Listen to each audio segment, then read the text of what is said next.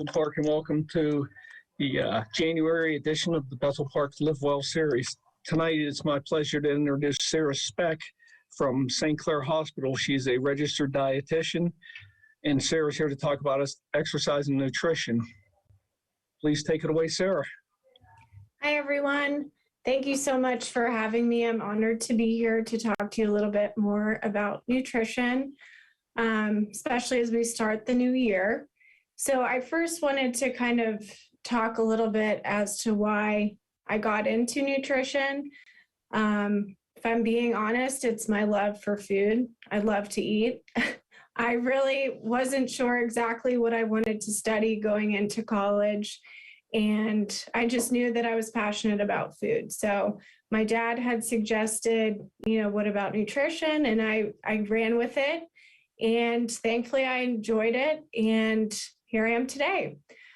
So I did attend Appalachian State for my undergraduate degree, which they are notoriously known for beating Michigan in football. Probably about 15 years ago now. So that's how everyone pretty much knows them.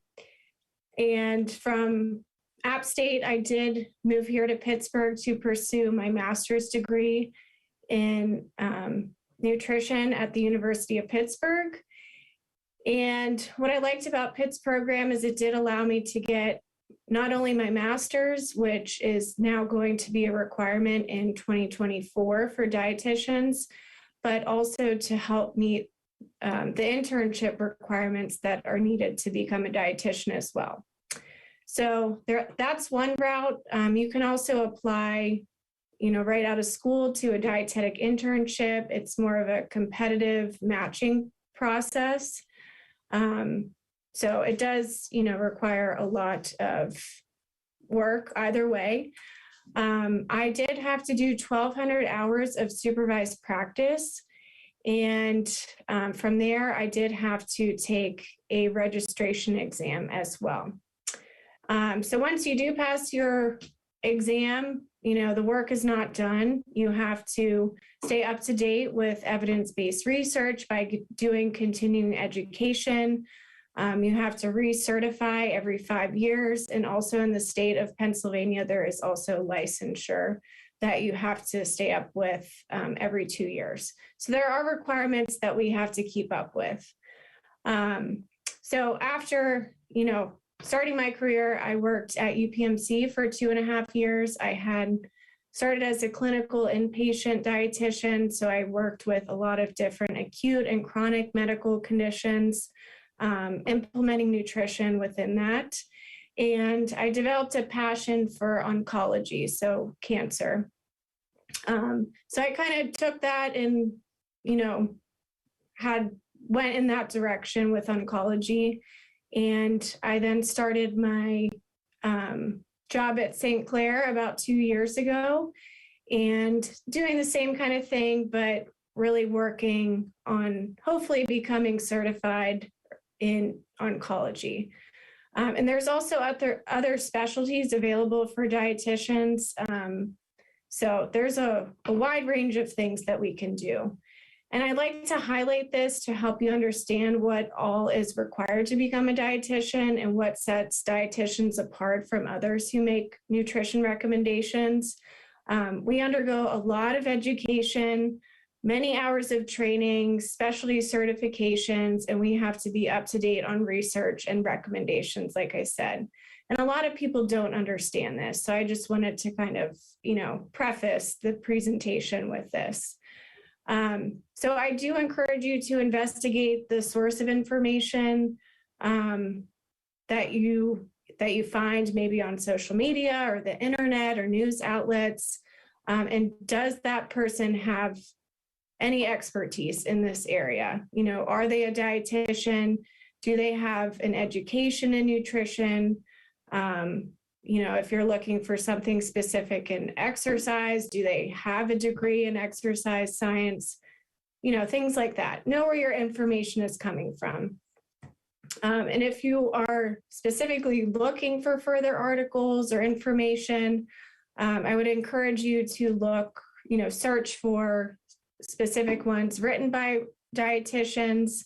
Other resources that would be helpful would be eatright.org, which is the Academy of Nutrition and of Dietetics website. There's also Mayo Clinic, which St. Clair is associated with, the National Institute of Health, the CDC, American Heart Association, and then medical universities like UPMC, Penn Medicine, things like that. So I just encourage you to look into where you are getting your information from.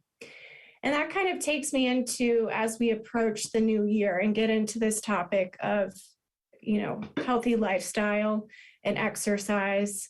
It is very common, as we all know, for everyone to make New Year's resolutions about, goals for weight loss or healthier eating habits, exercise. And this is all great stuff. It's awesome for people to want to take that step and, focus on their health. But we do tend to see a lot of trends with fad diets, and that becomes common, this time of the year for quick results. And really, we do recommend against the fad diets because our goal is for a healthier lifestyle that is sustainable long-term. And fad diets are not sustainable. They cut out many macronutrients and vitamins and minerals that our body needs, and then you end up craving it in the long run. So our goal as dietitians is to help create changes for a healthy life that, does just that. It takes you throughout your whole lifespan, and also helps with the prevention of chronic diseases. So for instance, diabetes, heart disease, cancer. Some interesting statistics that I found was that 74% of adults are overweight or have obesity. About 40, and that, that increases our risk of further diseases. About 45% of adults have high blood pressure, and we know that that increases our risk for stroke, for further cardiovascular diseases, and other further complications. And also that heart disease is the leading cause of death in America. And we know that nutrition can help with all of this. So I want to talk, going into the basis of nutrition. We have 3 macronutrients. So we have carbohydrates, we have protein, and we have fat. Carbohydrates are my favorite. I think they're a lot of people's favorites. They taste good. They're also our body's main source of energy, which a lot of people don't realize. We need carbohydrates. Now there's 2 different categories of carbohydrates. There's complex carbohydrates, which provide us with vitamins, minerals, fiber. They help with satiety, or what we call feeling full, the fullness. And those are whole grains, fruits, vegetables, beans, peas, lentils. So those are the carbohydrates that we want to focus on. And then we also have our refined or processed carbohydrates. So those are like sugared beverages like soda, lemonade, cookies, cakes, brownies, all of those foods. Then we have protein. So protein is important for muscle function, promoting muscle gain, skin, hair, bones. It is very important in the elderly population as well. And sources of protein include meat, poultry, fish, milk, yogurt, cheese, eggs, nuts, seeds, and soy products. And then we have fat. So fat supports our cell function. It provides protection to organs. It helps with the production of hormones. And we want to try to focus on heart healthy fats. So this would include oil, fish, avocados, nuts, and seeds. And we want to try to limit the saturated fats, which come from animal products. So like dairy and meat. More so, we want to focus on lower fat options, and I'll get into that in a little bit. So within the macronutrients, we have our micronutrients. So this includes vitamins and minerals. And these are important for healthy development, disease prevention, and many psychological processes that go on within the body. So some examples would be iron, vitamin D, folate, vitamin C, zinc. You've probably heard of all these before. And we really want to make sure that we have adequate amounts of macro and micronutrients that our body needs, because it is possible that if you do not have enough, you can have a deficiency. So I'm sure you've heard of someone who has, B12 deficiency or maybe vitamin D deficiency. Those tend to be common. But an interesting fact is more than 80% of people have dietary patterns that are low in vegetables, fruit, and dairy. So we really want to try to, improve this so that we are meeting our macronutrient and micronutrient needs to ensure that our body is getting everything it needs to do what it needs to do. So like I mentioned, our recommendations on how we do this are guided by evidence-based research. So every 5 years, the dietary guidelines for Americans are published by the U.S. Department of Health and Human Services and also the USDA. So the last, like I said, it's every 5 years. So they were last posted 2020, and that'll last until 2025. And then they will come out with a new set of recommendations. So it reflects the current body of nutrition science and helps health professionals and policymakers guide Americans to make healthy choices. And it also serves as the science-based foundation for vital nutrition policies and programs. So that would include like food stamps or SNAP, or Women, Infant, and Children, also known as WIC. So it kind of just helps guide professionals into the correct direction. And you might remember the food pyramid. That was, a while ago, and it has now been replaced with something called MyPlate. So it is to help create a visual of what a meal should look like, and kind of help give you that visual like the food pyramid used to do. But, the MyPlate and the dietary guidelines for Americans are synonymous. They work together to get recommendations for the general public. So starting with our whole grains. So we want to make at least half of the grains that we're eating whole grains. So this would include like whole grain bread, whole grain pasta, whole grain cereals. So for instance, like Cheerios, Wheaties, Raisin Bran, shredded wheat, things like that. Brown or wild rice. Those are some examples of whole grains. And we want to try to limit the refined carbohydrates. So this is kind of what I was talking about earlier when we break down the complex carbohydrates versus the refined or processed carbohydrates. So the refined carbohydrates are more like our white bread, white rice, sugared cereals, things that mostly just provide us with sugar. Next up is fruits and vegetables. So we want to try to aim for a total of 5 servings of fruits and vegetables per day. Now, the more, the better. We want to choose a variety. So you may have heard before, eat the rainbow. The more colors, the better. We want to try to make half of our plate fruits and vegetables. And going back to the servings, a typical serving could be like a medium piece of fruit, 2 cups of leafy greens, 1 cup of raw or cooked fruits and vegetables, or like a half a cup of dried fruit. And then we get into the fats. So we want to reduce the trans fats, which actually, this isn't much of an issue anymore. Trans fats were found a lot in processed foods, and they have actually been taken out of and actually they're banned in the US. So major food corporations had to take this out of their processing.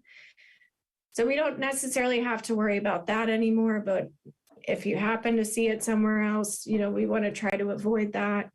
And we also want to reduce the saturated fat. So like I said before, saturated fats are found in animal products, and they do have a link to increasing cholesterol and cardiovascular health. So we want to try to focus on lower fat dairy and leaner meats. So say, for instance, if you drank whole milk, maybe trying to cut back to like 2% or one milk. Leaner meats, example of leaner meats would be, chicken or turkey, and trying to cut back on some of that red meat, or even, like salami or sausage, bacon, things like that. We also want to try limiting butter or lard. So one thing that I like to think of and tell, patients is if it's solid at room temperature, you want to try to cut back on it. So I kind of think of how it's solid at room temperature. It's kind of doing the same thing inside of our bodies, clogging us up, kind of a way to think of it. But if you compare, think of when you drain bacon grease, what happens when it sits at room temperature? It just becomes solid. So want to try to limit that. And then also desserts and processed foods do tend to have a lot of saturated fats coming from the dairy and butter. So we want to try to limit those and focus more on healthy fats. So olive oil, canola oil, try using that when you're cooking, and also with, if you make a salad, use that as your salad dressing. Avocados, nuts, seeds, those are all great sources of healthy fats. And then our omega-3 fatty acids, which are specific for heart health, are found in flax seeds, salmon, canola oil, walnuts. Those are some examples. So like I said, we want to try to focus on those healthier fats and try reducing the saturated fat. Now, not saying you can't ever eat something that has saturated fat. We just want to try to make majority of the fats that we're eating, those healthy fats. And then we get into protein. So like I said, leaner meats, so chicken, turkey, fish, lower fat dairy products would be great sources of protein. And then we also want to incorporate more plant-based proteins as well. So this would be like our beans, lentils, nuts, seeds, soy. So for instance, edamame or tofu, things like that. And then another recommendation for the dietary guidelines is to also cut back or reduce on the amount of added sugar that you're consuming.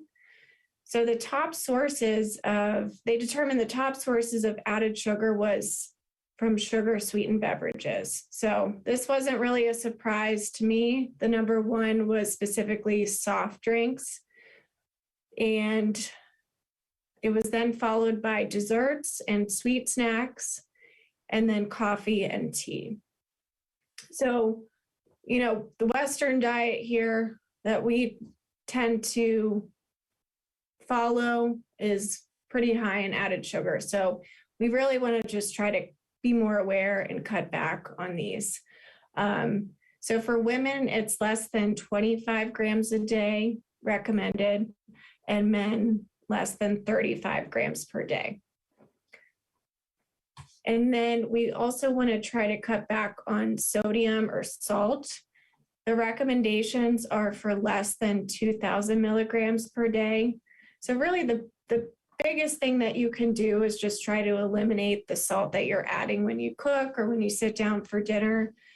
Try to substitute it for herbs, fresh herbs or dried herbs, spices, garlic powder, onion powder, basil, anything of that sort that doesn't end with salt. That's the best and easiest way to cut back. And also if you are shopping, be aware that some of the canned products do, and also some condiments and lunch meats, those do tend to have a lot of salt. So if there's an option for low salt or low sodium, trying to purchase those. And also if there's no option for that for canned vegetables or beans, you can actually just rinse it with water. It takes away about half of the salt that's on it. Next recommendation is to limit alcohol. So an example of a serving of alcohol would be about 12 ounces of regular beer, which is about 5% alcohol, 5 ounces of wine, and 1.5 ounces of distilled spirits. The recommendation is for 1 drink per day for women and 1 to 2 drinks per day for men. So if you think about it, it is a very small amount. They don't recommend that you start drinking if you don't drink, just trying to cut back on some of that alcohol. One thing I try to do is, during the week, I will have a non-alcoholic beer because I do love beer and I crave that taste. So that kind of helps me to cut back on some of the, alcohol in that sense. And we want to try to focus on drinking plenty of water as well. That's the best. Our bodies need water. We need to stay hydrated. So, drink plenty of water. And the recommendations for water it's kind of different for everyone. If you're out running 5 miles a day, you would have higher fluid needs than someone who is not exercising that intensely. So typically like 2 to 3 liters is what they say for men and women, kind of that range. So you might be thinking, where do I start? How do I make changes? What should I do? So really it's about setting yourself up for success. We understand as dietitians, we are normal people too. We understand that life is busy, life is chaotic. We don't eat perfectly either. And we totally understand that. But it's about setting yourself up for success, like I said. So maybe that means setting time aside to prepare for the week. Maybe making a detailed grocery shopping list and kind of sticking to that list. Maybe it's meal prepping. This is actually my number one recommendation to people is take some time at the beginning of the week to prep. So whether, for me personally, me and my husband like to eat chicken with, our salads, or we add it to pasta. So we'll make a couple chicken breasts and have it in the fridge to use throughout the week. So it makes it a little bit easier if we are in a bind, we have to go somewhere quickly. We have it already cooked. And same thing, you can take the time to prep your vegetables or, wash your fruit, things like that. So when you're looking in your fridge, you already have things there that make it a little bit easier. And also, that could also mean packing your breakfasts and lunches if you're going to the office. Now, I know a lot of people are probably still working from home, so you don't have to necessarily do that as much anymore, but maybe you have children, so you have to, stay on top of that. So just set yourself up for success. Make it as easy as possible. We don't want it to be this stressful, overwhelming thing. We want to make it as easy as possible. Another thing too is keeping a well-stocked pantry with shelf-stable products. So that can be, tuna fish or beans to put on your salads, or to cook for, taco night, peanut butter or any type of nuts, pasta. So like whole grain pasta, whole grain rice or brown rice, wild rice, quinoa, farro, having those things around to kind of help build your meal. And then also frozen fruits and veggies, having those in the freezer is a great thing to do. There's nothing wrong with having things frozen. they are actually picked at their peak time. So just as fresh fruits and vegetables would be picked, they're picked at the same time. They just go through the freezing process. So I always have frozen fruit to make smoothies, and also like those steamable veggie packets. So it's quick and easy to put in the microwave for a side for dinner. And also frozen protein. You can freeze your chicken, you can freeze fish, you can have shrimp, anything in the freezer. And there's also healthier frozen meals out there as well now. So, Lean Cuisine or Healthy Choice, Amy's, those are all good options to have on hand if you are in a pinch. Nothing wrong with that. And then another thing too is purchasing fruits and vegetables that are in season will be more affordable. And, if eating healthy is a financial concern, this is one way that you can help with that. So essentially the fruits and vegetables that are in season will be cheapest then. And otherwise you can buy canned or frozen. And also, if you need to, if you're on the go and you need to eat out, that's totally fine. There's nothing wrong with going out to eat or going through a drive-through. It's really about substituting for healthier options. Maybe taking half of it to go and eating the rest the next day, because we know that the serving sizes in America are pretty large. So I encourage you to maybe share a meal with someone, or like I said, take half of it to go home if it's a little larger than you were hoping to get. And there's also the option to read the nutrition facts on a website for wherever you're going to eat. Unless it's like a very local non-chain restaurant, they wouldn't have that. But say, for instance, you want to go to Chick-fil-A, maybe your kids really want it and sounds good. That's great. You go through, order your food, maybe doing a grilled chicken sandwich or the grilled nuggets instead of fried. Maybe getting a salad and fruit, or maybe soup. And if you want to maybe have the fries, that's fine too. But, just kind of compromise and have something healthier with it. So another thing that I would recommend too is trying to get familiar with food labels. So that really just helps you to become more aware of serving sizes. And, maybe you realize that you're eating way more than what's recommended. It can just, like I said, help you become more aware. All right. So another thing too is exercise.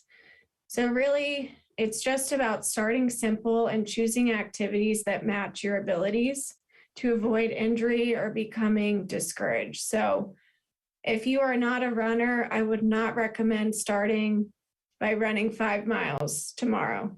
It's really starting where you feel comfortable. So maybe that's a walk or a hike with a friend or a family member. Maybe you have a dog and you want to take them out for a walk. The beauty of the 21st century is that we have YouTube, we have apps on our phone that are free to us. So even looking up a workout video on there can be very helpful and help you to get started. You don't need a gym, but if a gym is something that interests you and motivates you, that's great. But you can also get, like small hand weights for weight training I've seen them at Marshall's and TJ Maxx. They're very affordable, and just something to kind of get you in the weight training mindset. But you can even do, stretching or yoga, bike rides, tennis, pickleball. If winter sports are your thing, skiing and snowboarding is perfect for right now. And really, like I said, start simple and work your way up. The recommendation for adults is 150 minutes or more of moderate intensity physical activity per week. So that does sound like a lot. I know that I don't always meet this. It is hard, it's challenging when you are busy, but really it's just about getting up and moving, doing something every day if you can. Take the steps instead of the elevator, just something small to help get your body going. And then another thing I want to highlight as well is that mental health and food play a closer role than you might think. I encourage you to ask yourself why you are eating. Are you listening to your hunger cues and you're actually hungry? Which, if you are, definitely eat. But also, are you going through a hard time, something emotionally, and food is your comfort? Are you bored? Are you, out socializing and you're eating just because everyone else is eating? So just kind of, think of that as well. Maybe distract yourself by, going for a walk or reading a book, calling a friend or family member to catch up. And if you find yourself still hungry, like I said, definitely eat. But you might realize that if you kind of take your mind off the food, that you're eating for other reasons. And if we want to try to focus, like I said, on embracing those hunger cues and eating intuitively. So eating when you are hungry and, stopping eating when you're full. That just helps with overeating and consuming extra calories. And also I want to encourage you to enjoy, wonderful moments that are surrounded by food, because food is amazing. And, it's involved in everything. It's, birthdays, holidays, anniversaries. So if you're focusing on living this overall healthy lifestyle and these recommendations that I talked about, you're going to be able to enjoy these moments and not feel bad for eating the food. So that's what, another reason why living a healthy lifestyle is so important. But the main things that I hope that you take away and leave with today is that, food is wonderful and it serves so many purposes to our body. It is meant to nourish us and provide us with things that we need to help us, do what we got to do. I would, work on adding more fruits and vegetables, leaner meats, plant-based proteins, lower fat dairy products, the whole grains, and healthy fats. And get moving, work on increasing your exercise. Like I said, start simple, just get up and do something. Anything's better than nothing. And try not to get discouraged too. If, you maybe ate something that doesn't fit this healthy lifestyle, that's okay. It's about making majority of your diet healthy. And this is a lifestyle, this will take time and consistency. And once you start making these changes, it will become a part of your everyday routine. So once again, start with small changes and they will eventually become a part of your life. And that is all I have. Okay, Sarah, thank you very much. I have a few questions though. Sure. You said, frozen fruit for smoothies. How do you make a healthy smoothie? What's in it? Is it milk? I don't know. I'm asking because Yeah, definitely. So one of my favorite smoothies that I like to make, and I will preface this by saying that when I first met my husband, he really didn't eat fruits and vegetables and all that stuff. And now he eats this smoothie every morning for breakfast. But we do like a cup of frozen mixed berries. So it has raspberries, blackberries, blueberries, I think strawberries too. 1 banana, maybe like a cup of milk, and 2 tablespoons of peanut butter. And we just blend it up and it tastes delicious. But there's, really so many different varieties. You can even add vegetables to your smoothies. You can add a handful of spinach. I Promise you don't taste it. I know. I'm a lot like your husband. I hate to admit it, but That's okay. That's all right. Start small, you know. I know. Another question. You talked about white meat and red meat. Where does pork fit in on that? Because, you know, it used to be advertised the other white meat. You know, Right. I'm old enough to remember that commercial. Right. So pork is considered a leaner meat as well. I would, you know, if you're eating a pork chop, there's still, you know, the outside is the fat. So I would just avoid that. But pork is a fine option as well. That's the best tasting part. I know. So, but pork, but not bacon, right? Right. So bacon, ham, you know, those are going to be Okay. meats. Is there one red meat that's better than the other? Or do you just got to look at, like you go to, I'm going to say a meat butcher shop. Do you look at the steak and try to see the fat in it? Is, you know, steak better than, you know? Right. So the leaner cuts of meat or leaner cuts of red meat are going to be essentially better because they do have less of that saturated fat. You know, like when you look at a piece and you see all that marbling versus, I think, a filet mignon, you don't really get much of that. Okay. So Filet would be better. You talk about deficiencies of, you know, vitamins and that.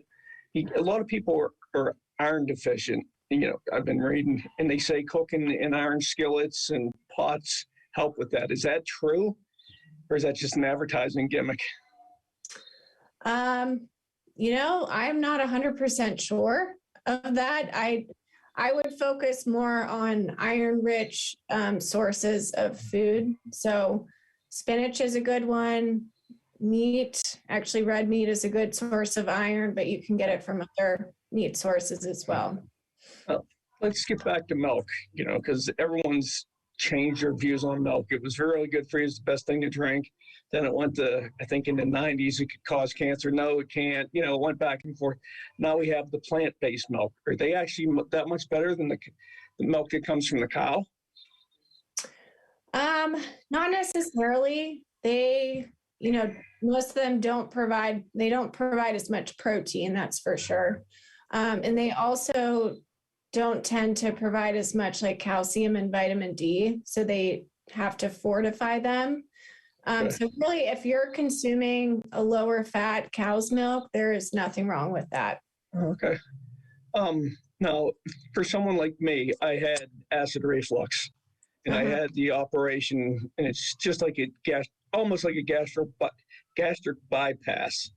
How do you know you can only eat like 8 ounces at a time? So you can't have the 2 cups of salad. So how do you kind of manage that? Because you don't want to be eating all day, you know? Yeah, I mean, for somebody who has gone through what you've gone through, I would probably recommend like smaller, more frequent meals throughout the day. Not saying you have to eat every second of every day, but maybe like every couple hours having something small, just to kind of decrease the amount that you're eating at one time, if that's something that does bother you, you know, the amount. Well, yeah, with the operation, you can only eat like 8 ounces at a time. Right. So that's all quite. If you could share any links that you and the hospital have towards healthy eating or with the FDA or wherever, if you could please send them to me, we will put them on our website so people can access them easily instead of trying to go, well, is this a good website? Is this, you know? Yeah, I can definitely do that. And another thing too, if, you know, anyone is interested, we do outpatient nutrition therapy at St. Clair. So this is something you can talk to your doctor about. If you are seriously interested, they can write you a script.